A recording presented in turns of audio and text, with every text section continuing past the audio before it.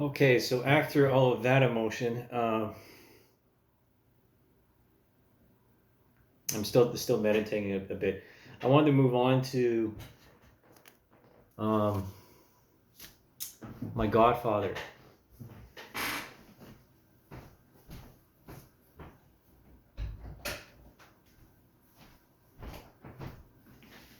Because my middle name is because of him, Edwin.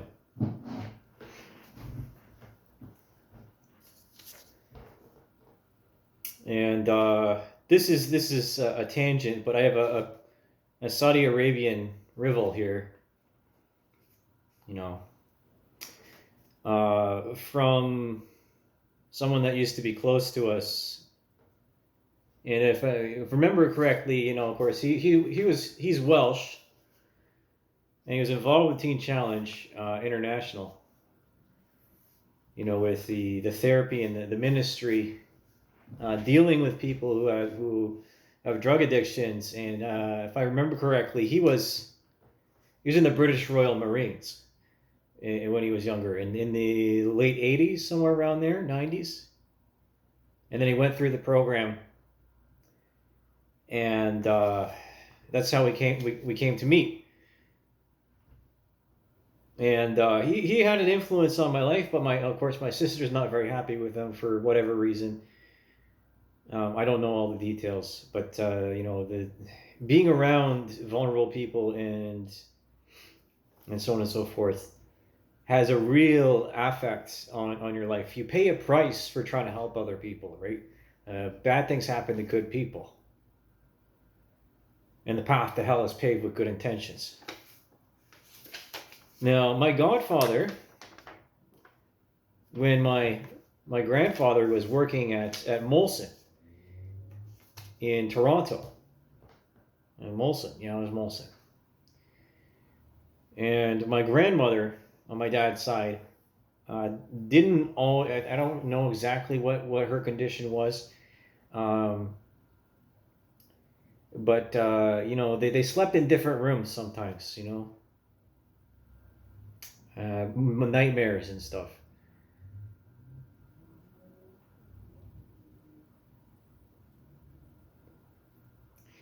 And my father, he loves hockey.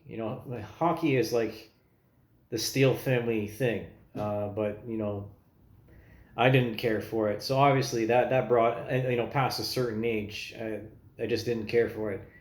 So obviously that brought up some conflict between my father and I. And again, we don't really understand each other. We don't really talk. I said more words to him today than I have in weeks. So as this goes, Ed and my father met when they were at the Toronto Star, right? I know, loading the backs of the cube vans for distributing the papers, and that continued in my family for a number of years with the Barrie Examiner, and then the Penny Saver here in London. So again, I was working when from like 8 or 9 years old. I was working, and I was mucking stalls when I was 6 or 7. 7 or 8 years old in Oro. We had a horse named after Wayne Gretzky, '99, which was an Appaloosa. And then my sister had another horse who her name was Soleil.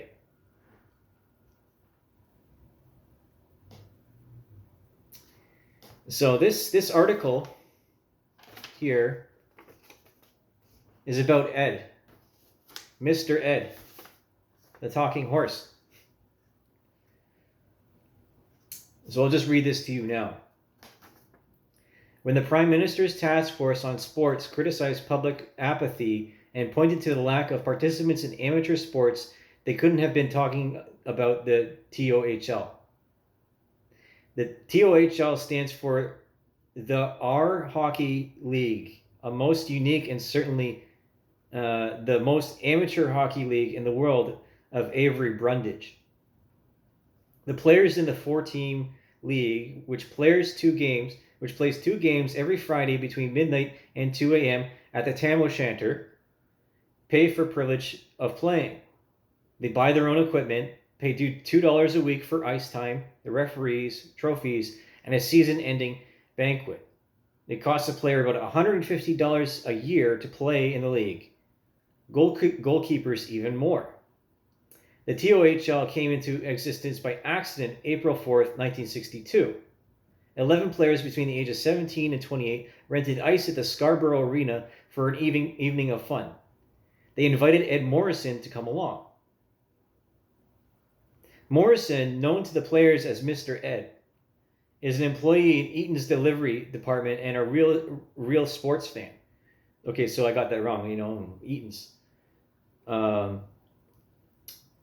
Eaton's is where my grandfather worked as well for a period of time, not just Molson in Toronto. He became interested in the group, helping them line up more players, and after a few additional practices formed a 2-team league. The teams were the Citadels and the Flyers. They appointed a referee from among the handful of spectators, but he had a much tougher time than Vern Buffy in the NHL. Practically every player had a different jersey. The boys got together and contributed a few dollars each so that we could buy 2 sets of jerseys and 3 trophies before the season was over, said Mr. Ed. The boys enjoyed the season and talked about expansion for the following year. They found enough players and they were able to start in the 1963-64 season with 4 teams with 11 players on each team. The additional 2 teams were the Humblers and the Emeralds. The league had just completed its 6th consecutive season with a customary banquet at which several trophies were presented, including the League of Championship, the League of Championship and playoff trophies. Most gentlemanly player, most valuable player in the playoffs, and the best goalie trophy. It's amazing how devoted some players are, mused Mr. Ed. Some travel 40 miles every Friday night to play. On one occasion, a player had to fly back from Montreal for a game, then return to Montreal the next morning at his own expense. Besides looking after the teams, Mr. Ed also edits a special weekly hockey paper for the players with the help of Mrs. Rick Stevens, who also looked after their score sheets. Mr. Ed's work was best illustrated by one of his players, Don Beaton. Mr. Ed is a one-man task force, said Beaton. He acquires the players, sets up the teams, keeps the books, purchases the jerseys and the trophies, and makes the banquet arrangements. In addition, he can also be found opening and locking the dressing rooms and during games tending to the penalty box.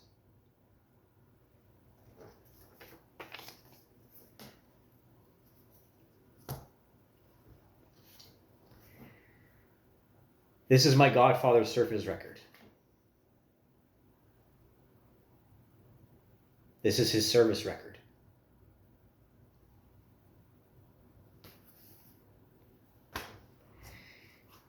These are his medals.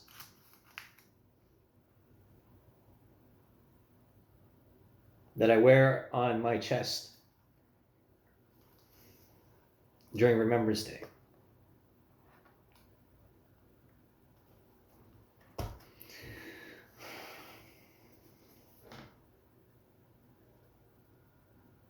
Class of release, A.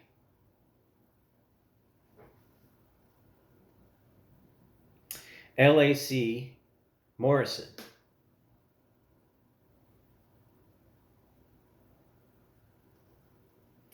From 11/1/41 to 12. Uh,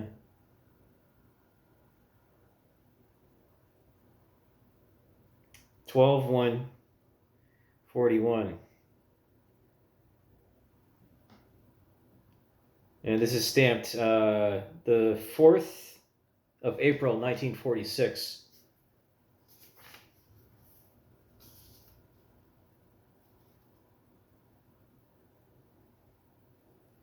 So he had an honorable discharge.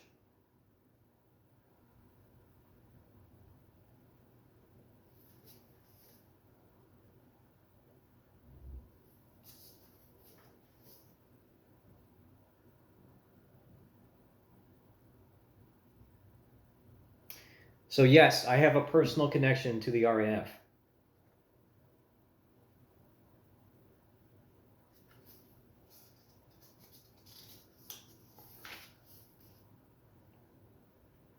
His clearance certificate. There's a bunch of papers missing here.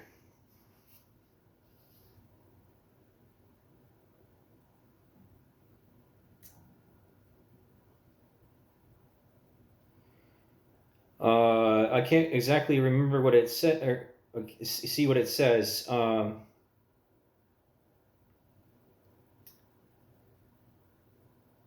Haid, I can't exactly read this. Making. So he had an injury. He was in Italy, in Austria, through to 1946. In Canada from November 21st through to again 1946. Proficiency SUPR. Class mentions and dispatches, commendations, defense medal, no vocation treating, no vocation.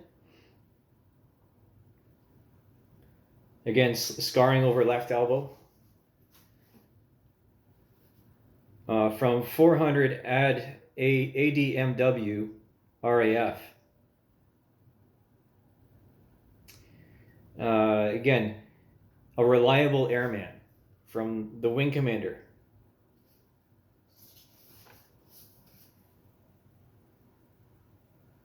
A travel warrant. Claims for disability.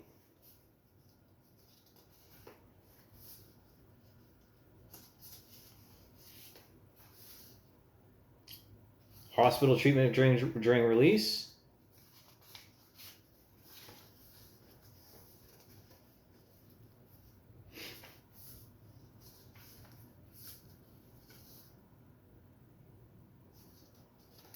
So this is why I got mad, you know? This is why I get really mad.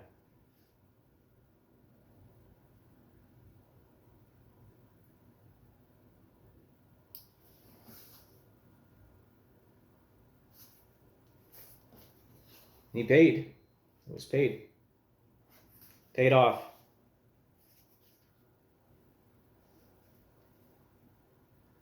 So this is like a passport for military people of the time. 5th of April, 1946. 25th of April, 1946. From Liverpool.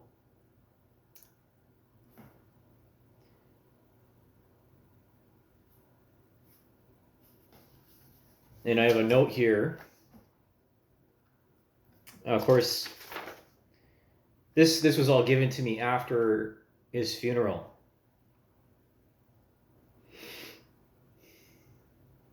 And I showed up to his funeral in my uniform. It was a sign of respect.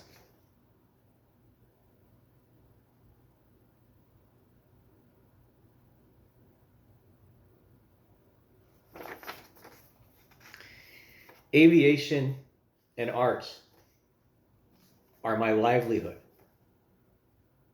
They're my life's work. They're my passions.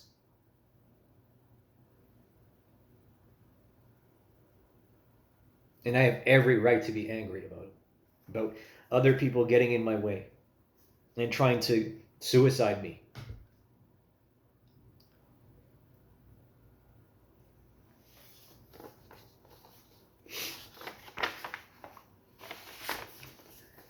This is his obituary. Or no, this is popular Coleraine young man. This is from the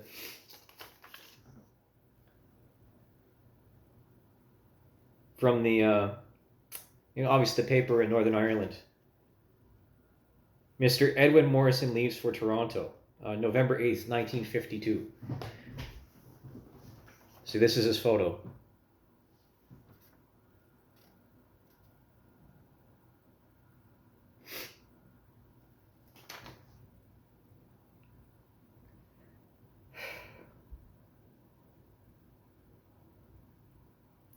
What a shame. What a shame.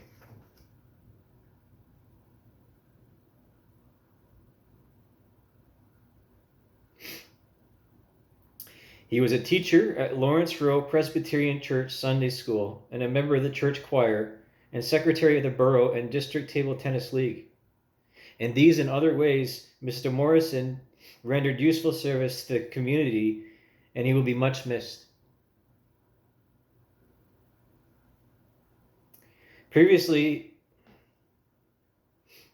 his departure, Mr. Morrison was the recipient of gifts from the captain, Mrs. S. Watt, and other officers of the second company of the BB and the BB Ladies Committee and the Terrace Row Church Sunday School and teachers.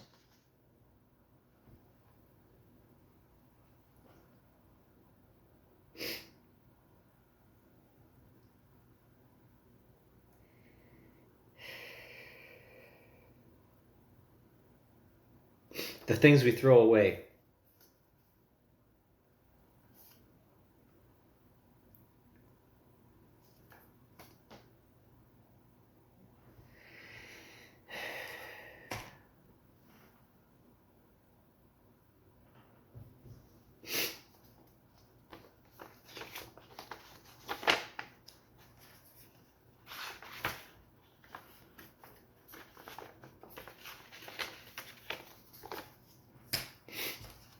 So the medals that my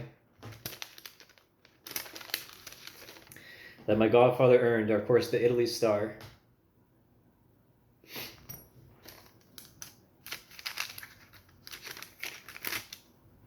This is the defense medal. And then the campaign medal. Yeah, the Second World War medal. This one.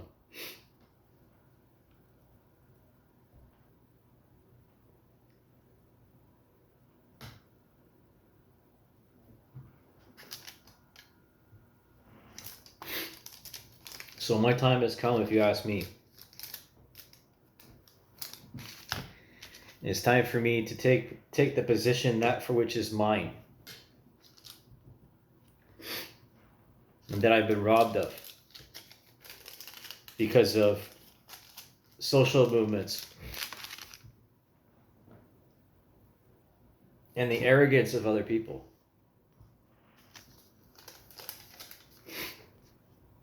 My godfather, whether he was straight or not, I don't really give a shit.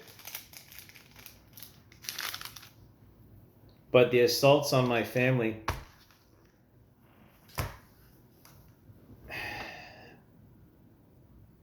are just despicable.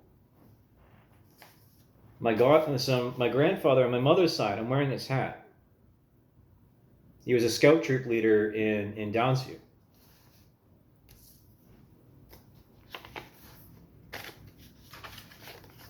And if I haven't shown this before, you know, he had connections to De Havilland.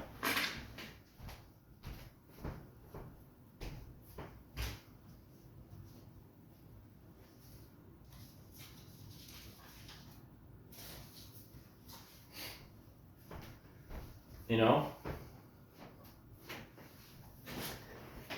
some people, sometimes we're too stupid we're too preoccupied with our own lives to pay attention to the details of someone else's life, especially a creative or an intellectual person, in which so much is unsaid, right? It's nonverbal communication. But the rage, the jealousy, the envy, the greed, the lust, the contempt,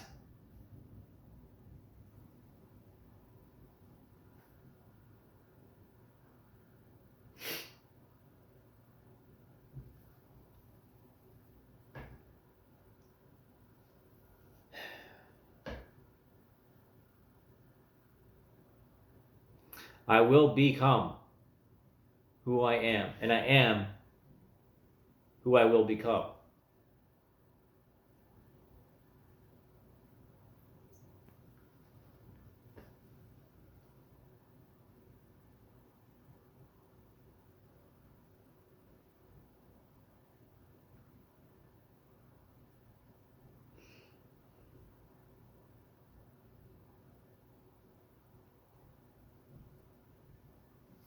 I don't know what else to say right now.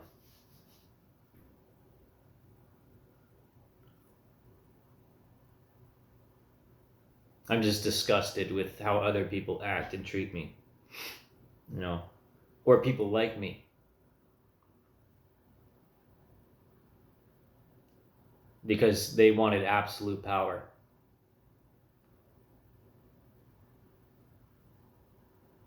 Never understanding what it is or what it was to send someone to their death.